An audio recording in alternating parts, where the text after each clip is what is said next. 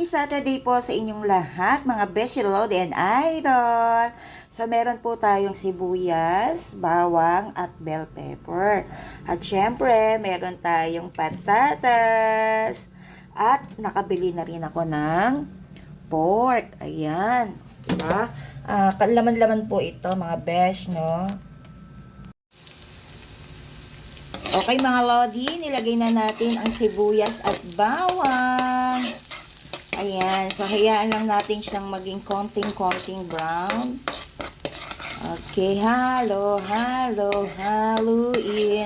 ang sibuyas at bawang. Okay. So okay na siya. Nilagay ko na rin po yung bell pepper.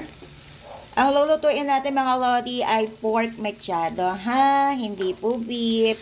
Lala, yan na. Nilagay na natin ang pork. Wow naman, talaga naman.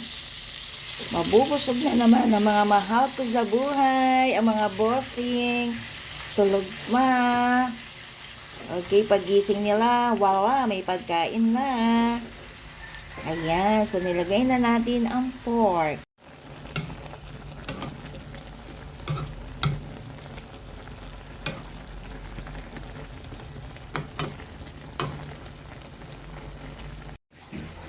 Ayan mga lodi, luto na ang ating mechado a la chamba.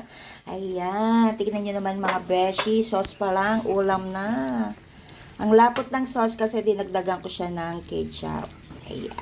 So paano mga lodi, mga idol, mga beshi, enjoy your day. Let's eat!